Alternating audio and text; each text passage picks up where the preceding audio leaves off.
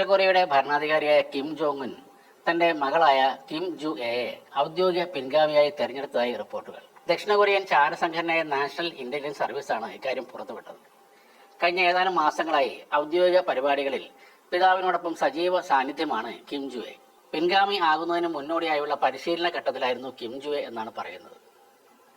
Korean people's ആർമിയുടെ വാർഷികാഘോഷം, കുംസുസൻ palace സന്ദർശനം തുടങ്ങിയ പ്രധാന അവസരങ്ങളിൽ കിം ജോങ് ഉന്നോടൊപ്പം മകളും പങ്കെടുത്തിരുന്നു.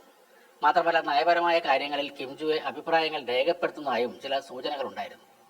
കിം ജുഎയുടെ യഥാർത്ഥ പ്രായം അറിയില്ല. എന്നാലും ഏകദേശം 13 വയസ്സെങ്കിലും കുട്ടിക്കുണ്ടെന്നാണ് കണക്കാക്കപ്പെടുന്നത്. 2022 ഒരു മിസൈൽ പരീക്ഷണ വേളയിലാണ് കിം ജോങ് ഉന്നിന്റെ കൈപിടിച്ച് നടന്നു വരുന്ന കിം ജു എയെ ലോകം ആദ്യമായി കാണുന്നത്. അതിനുശേഷം ഉത്തര കൊറിയൻ മാധ്യമങ്ങൾ പുറത്തുവിടുന്ന ചിത്രങ്ങളിൽ അവർക്ക് വലിയ പ്രാധാന്യം കൊടുക്കാറുമുണ്ട്. പലപ്പോഴും പിതാവിനെ പിന്തുടരുന്നതിന് പകരം അദ്ദേഹത്തിനൊപ്പമോ അതിൽ ഉയരത്തിലോ നിൽക്കുന്ന രീതിയിലാണ് കിം ജുഎ പ്രത്യക്ഷപ്പെടുന്നത്. ഉത്തര കൊറിയയുടെ അടുത്ത ഭരണാധികാരി ആരാകുമെന്നതിന്റെ സൂചനയായി ഇതെല്ലാം വ്യാഖ്യാനിക്കപ്പെട്ടിരുന്നു. സാധാരണ ഉത്തര കൊറിയയിലെ കുട്ടികൾക്ക് അനുവദനീയമല്ലാത്ത നീളമുള്ള മുടിയും വില കൂടിയ ഡിസൈനർ വസ്ത്രങ്ങളും ധരിച്ചാണ് കിം ജുഎ പൊതുപരിപാടികളിൽ പങ്കെടുക്കുന്നത്. ഭരണകൂടത്തിലെ രണ്ടാമത്തെ ഉയർന്ന നേതാവിനെ പോലെയാണ് അവർക്ക് ഔദ്യോഗിക പരിപാടികളിൽ നൽകുന്ന പരിഗണനയും. കിമ്മിന്റെ സഹോദരിയായ കിം യോ ജോങ്ങിന്റെ ഭരണപരമായ സ്വാധീനം ഒരു പെൺകുട്ടിക്ക് ഭാവിയിൽ അധികാരം ലഭിക്കുന്നതിനുള്ള മുൻഗണനയായി ചില വിദഗ്ധർ പറയുന്നുമുണ്ട്. ഡെന്നിസ് റോഡ്മാൻ എന്ന അമേരിക്കൻ ബാസ്കറ്റ്ബോൾ താരം 2013 നടത്തിയ ഒരു സന്ദർശനത്തിനിടയിലാണ് കിം ജുഎയെ കുറിച്ച് ആദ്യമായി ലോകത്തോട് വെളിപ്പെടുത്തുന്നത്. പിന്നീട് 2022 മുതൽ ഉത്തര കൊറിയൻ മാധ്യമങ്ങളിൽ കിം ജുഎ സജീവമായിരുന്നു.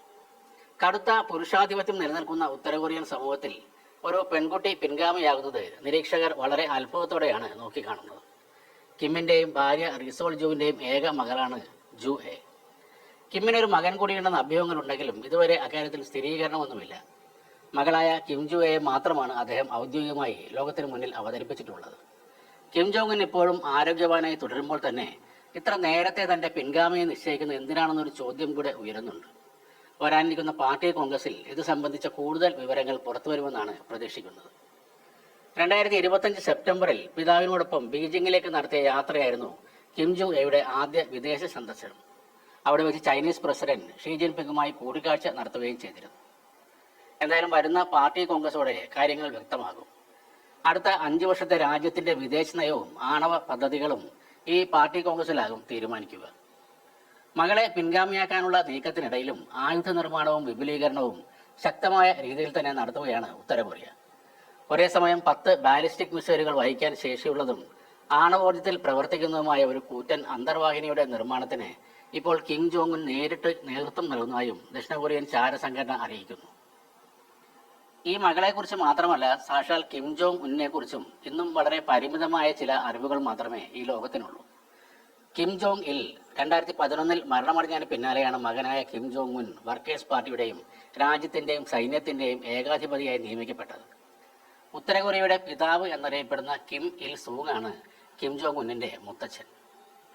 മകളായ കിം ജു എയുടെ പേര് പോലും ഉത്തര കൊറിയ ഇതുവരെ ഔദ്യോഗികമായി സ്ഥിരീകരിച്ചിട്ടില്ല. തന്റെ മകളുടെ പേര് രാജ്യത്ത് മറ്റാർക്കും പാടില്ലെന്ന വിചിത്രമായ ഒരു ഉത്തരവും കിം ജോങ് ഉൻ പുറപ്പെടുവിച്ചിരുന്നു എന്ന്